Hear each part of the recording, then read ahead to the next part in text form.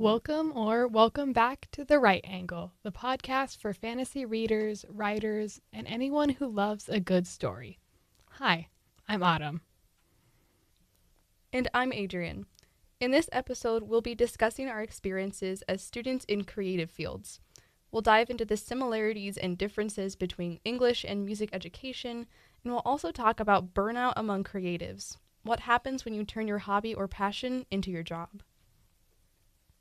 So let's start off by first looking at how reading and English affects our day-to-day lives. So Adrienne, how does it affect your life?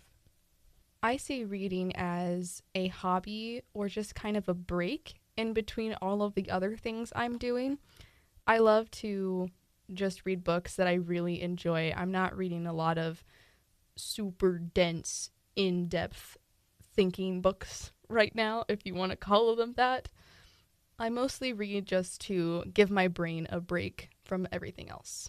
And I wouldn't say that English necessarily affects my day-to-day life. I do write some, not a whole lot, and I recently did enter some of my works into our on-campus literary journal, so that is super exciting. But other than that, I think English and reading doesn't really affect me every single day of my life. It's really just whenever I get a chance to do it. I know this is very different from how reading in English affects Autumn's day-to-day life, so do you want to tell us a little bit about that, Autumn? Yeah, reading for me is my major.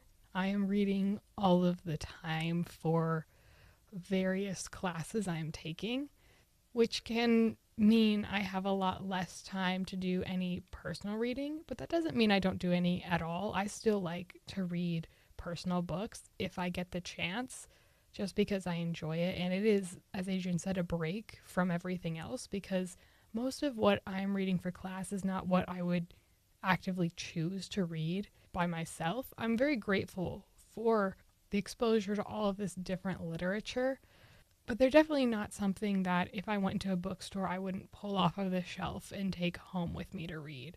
They require a different kind of focus than something I'm reading for fun. I need to be actively aware of like everything that's happening, where in a for fun book, if I miss a little plot point here or there, it's not a big deal. It's not something I'm going to be discussing with other English majors who've read the book later in class.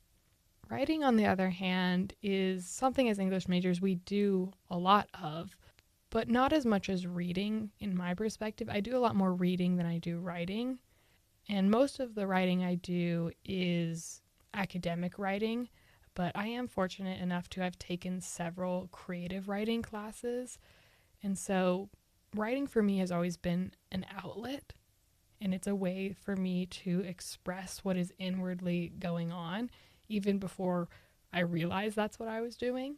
And so writing creatively for class, weirdly enough, doesn't take away that for me. I still find writing very enjoyable.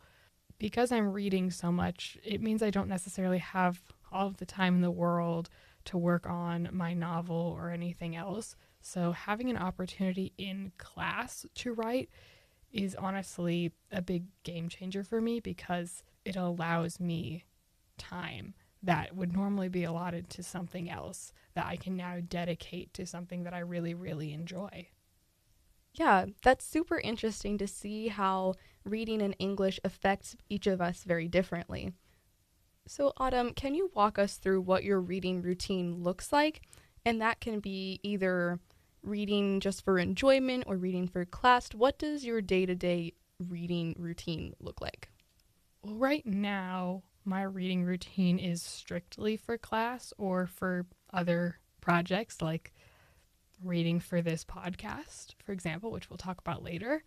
So most of the time I am reading when I'm working. I fortunately enough have a job on campus that allows me to do homework while I am on shift.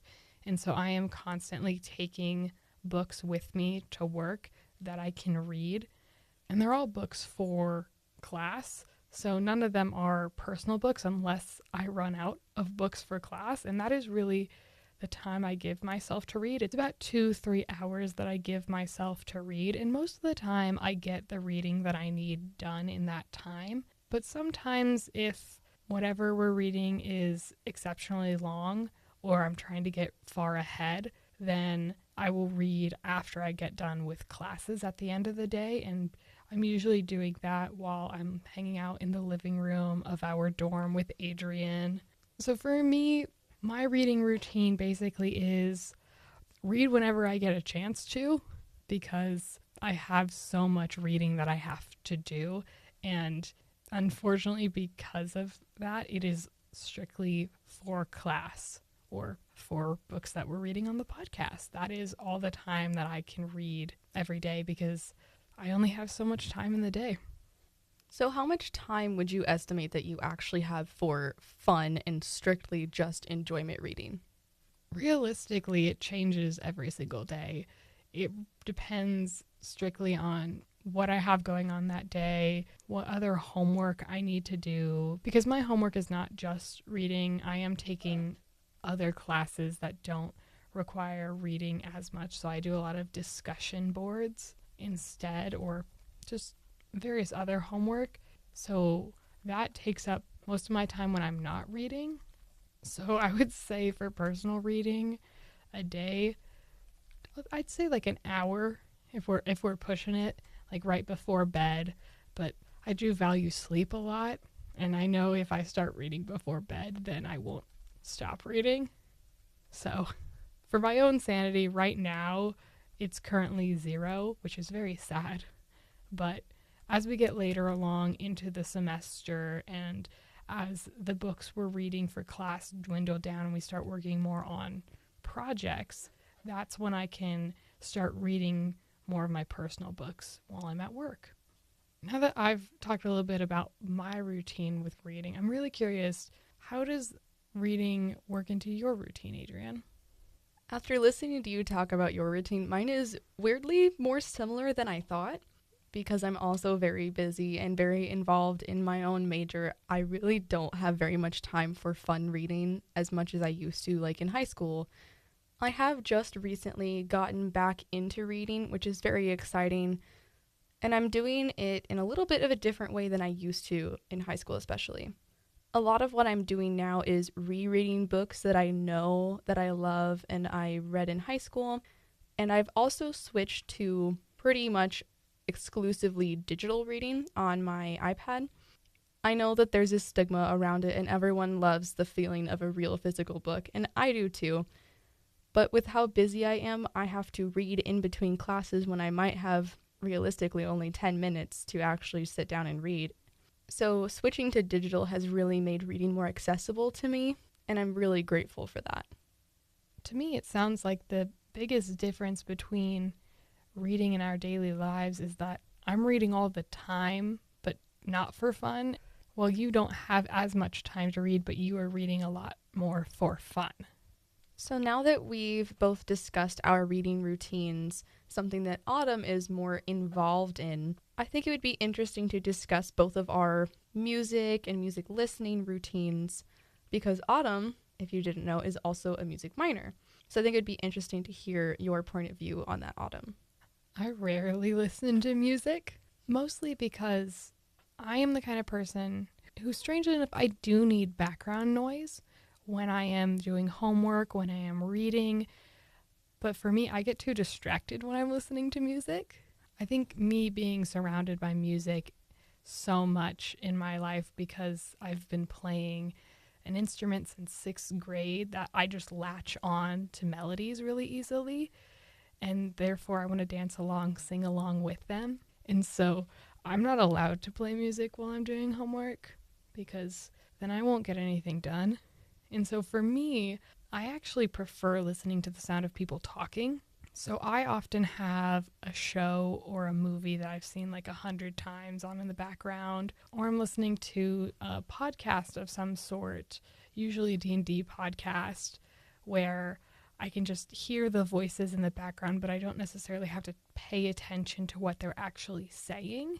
And I think this is why I get so much reading done at work, is because there is a lot of background noise, a lot of people talking. and it just allows me to focus better.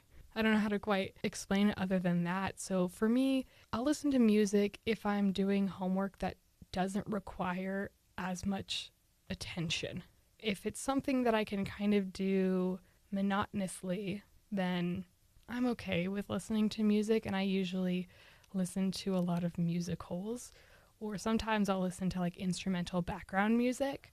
But other than that, I don't really listen to music, not even when I'm like walking to class or anything. I just walk silently with my thoughts. I'm really interested to hear how music looks different to you, Adrienne, since it is your major and it is something you spend a lot of your time doing. It's a little hard to know where to begin. Just like reading in English is to you, Autumn, music is my whole life. I spend my whole day either listening to music, talking about music, or performing or practicing music. And because of that, it doesn't leave a lot of time outside of all of this to listen to music just for my enjoyment. I do definitely find time to do so. I'm one of those people, contrary to Autumn, that I really love to listen to music either while I'm reading or doing homework. For as long as I can remember, I've never really listened to the lyrics of songs. Some of my favorite songs, I really don't even know what they're about, simply because I just love them for the sound instead of the lyrics. So when me and Autumn are doing homework together in our dorm room and we're watching a show, she has to use the show as background noise, and I fully get distracted and get absolutely nothing done if we're watching a show together. So we're very different in that way. Outside of all of my music majoring, I do find time to listen to music just for my enjoyment. A lot of my homework right now is less listening to music and analyzing it or writing music, and more doing homework based on the actual education aspect of music education. So I find that I'm able to have some music on in the background a lot more during my homework these days. I know this is definitely true for people who are super involved in music and all of the complicated aspects of it, but I'm curious to know your perspective, Autumn, on classic snobs in the English field as well. Because my opinion in music is that it's okay to listen to your favorite pop artist, and it doesn't need to be this crazy transformational experience and listen to something just for fun. Just like I think in English, it's okay to not read something that is supposed to change your philosophy on life, and it's okay to read for fun or to escape or just as a little brain break. I agree with that 100%. I am someone who didn't really get into the classics a lot, which is kind of sacrilegious for me being an English major, because I think there is a common misconception that English majors love classics, violently so. But for me, I read classics in class if I have to. And most of the time, I do genuinely enjoy them. But that's because we're talking about why they're so important, why we still read them, what about the writing in this makes it great, what do we want to keep emulating from this author, which is something I don't think the average reader has the experience with when dealing with classics. A lot of times we're introduced to classics in high school, where we are given a book and told we have to read this because we have to, because the teacher says so, because it's part of the curriculum, etc. And some teachers, really good ones, might go into why we still read it, the benefits we get from this author and this story. But that wasn't something that got discussed as much in my experience. I'm very grateful for my English teachers that I had because they were fantastic. But a lot of times it was, we're reading this book because I told you we're reading this book, which can ruin reading for so many people. It is tragic how many high schoolers are forced to read classics, and because of that, their view on reading is vastly negative. I think that's a really good point. I just wanted to add that I also had a really great English teacher, and in one of her classes, she had us read some books that were very new. If you've heard of We Were Liars and The Night Circus. They're like very modern young adult novels, and I thought it was so cool that she did that. A lot of people who usually wouldn't have liked reading or liked English class really enjoyed that class. So I think that's a really good point that you made. I definitely think the classics have their time and place, but that does not mean everyone has to read it and that it's okay to look down on people who haven't. There are definitely classics that I have read that I did not enjoy, but being an English major, I think I'm more open to seeing the value in them than your typical high school student. I'm of the mindset of whatever gets you reading is a good book, whether that's a classic or some book candy that you really enjoy. It could be literally anything. As long as you're reading and enjoying it, that's what's important. Not necessarily the prestige of the book, but the fact that you're reading, the fact that you're enjoying what you're reading. That's what I think we should really try and implement in our high schools more. And I'm not saying stop reading classics, not at all, because I think it is important. I understand why teachers teach these books because I've been told that. That's something that we go over in my college classes. It's something we are actively discussing. And we can have those kinds of discussions because everyone involved is an English major who loves reading for the most part. But I think for me in high school, if that was explained more to me, I think I would have enjoyed those books more. I think if the teachers really broke it down and were honest and just straight up told me like, hey, not all of you are going to enjoy this book, and that's okay. Some of you might even hate this book, and that's okay too. An opinion is an opinion, whether that is for or against the book, and all of those opinions have value. You're still talking about a book. You're still having commentary about that book. So I just think that classic snobs need to take a step back because classics are not the only kinds of books that have value. There are so many books that I have read that have touched me so deeply that aren't classics. If you look at me and Adrienne's book canons, I don't know how many classics there are on there, but it's not that many. That's because reading is a very personal thing. And what you consider a good book and one that really connects to you is not going to be the same for everybody. And that's why I'm very much a fan of something that I've started seeing in schools more, and it's like choice reading. So instead of having the class, everyone read the exact same book and like write a paper on it, the teacher will allow the student to choose the book that they want to read from their library, which I think is a great idea. And I think that'll really help our students get back into reading more because this is a hill I'll die on. Not every classic is great, and not every classic is for everyone. I think that's a great point, especially as a more just for fun reader. Classic snobs are kind of the bane of my existence. There's a lot of classics that I really genuinely do enjoy, but some of them I just feel forced to read, and that makes me hate them before I've even read them, you know?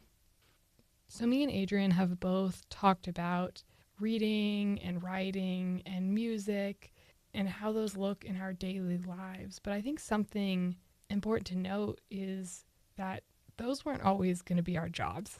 Those started off as hobbies that we enjoyed, and we enjoyed so much that we decided that we wanted to keep doing it as our career. So something I think we wanted to touch on a little bit is what it looks like turning your hobby into your job.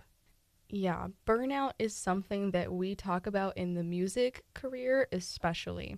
I am of the mind that when you turn a hobby or a passion like music into your job, even though you might enjoy your job so much because you love music so much, you have to create some kind of work-life balance, which is easy in other positions like lawyers and doctors. There's that easy separation from work to home.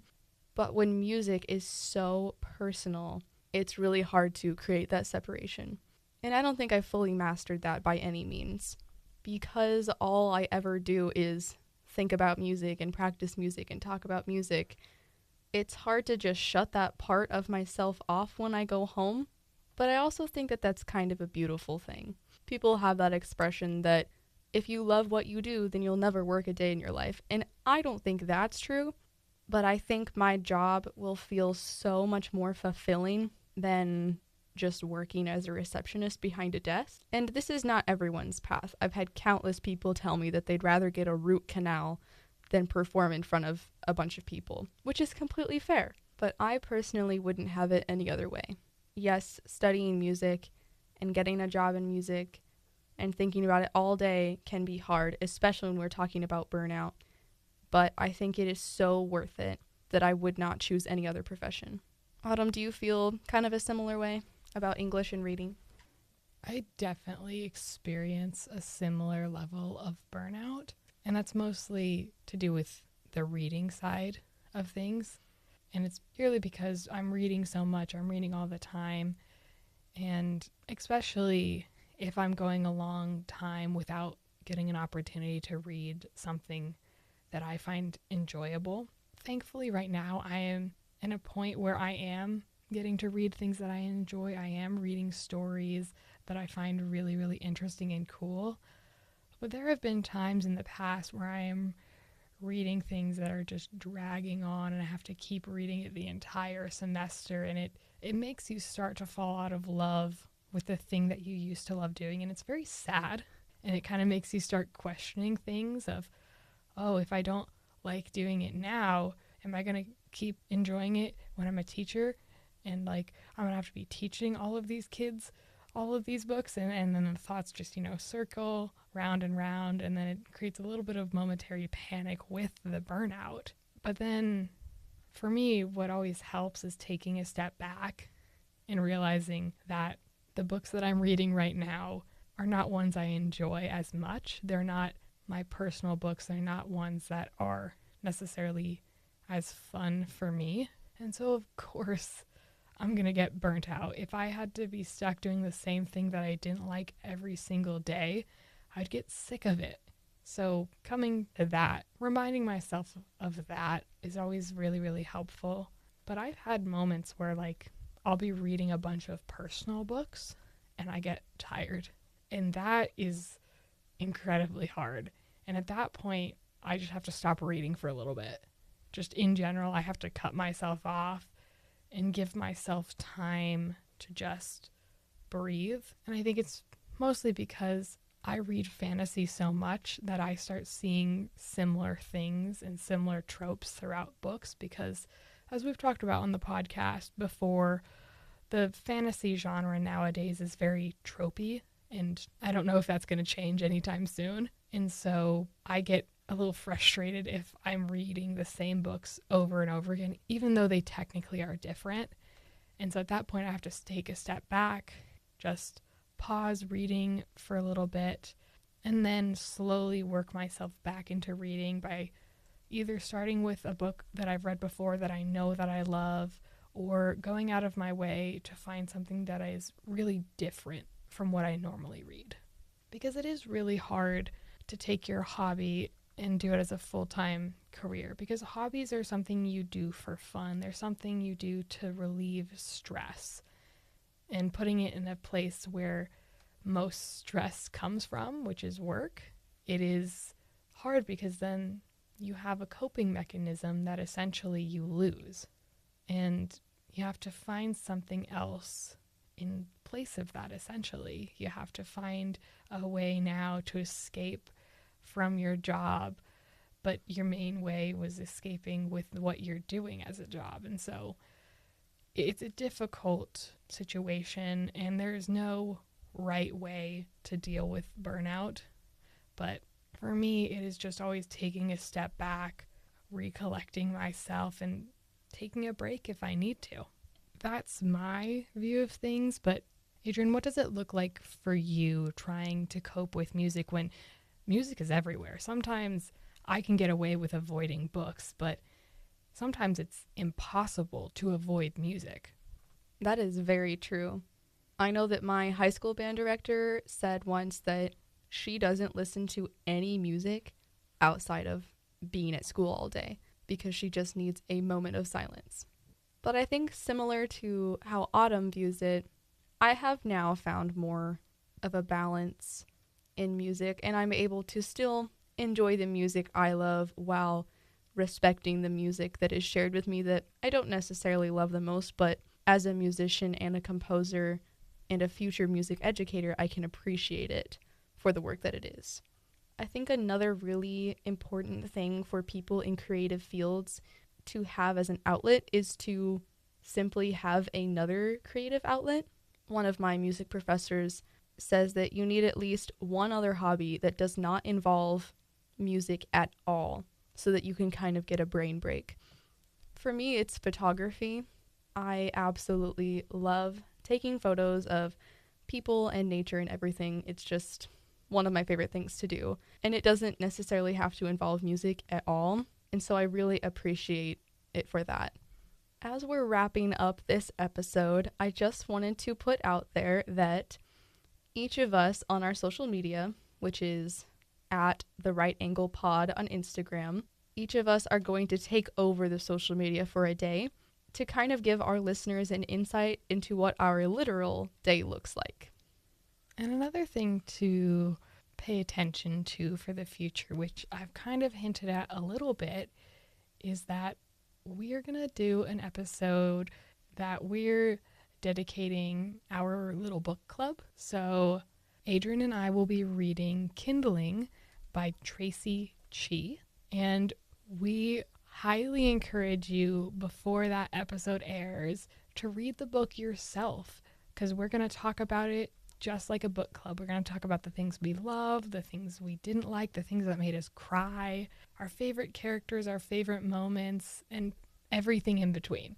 This is your chance to just join us as we talk about a book that we've read and hopefully love. Yes, definitely keep a lookout for that episode. It will be airing on April 2nd, so you have until then to read this book along with us. Thank you all so much for listening. That's it from The Right Angle, where we know the real magic of books is for everyone. Readers, writers, and all those in between. Until next time, write boldly, read unapologetically, and stay weird.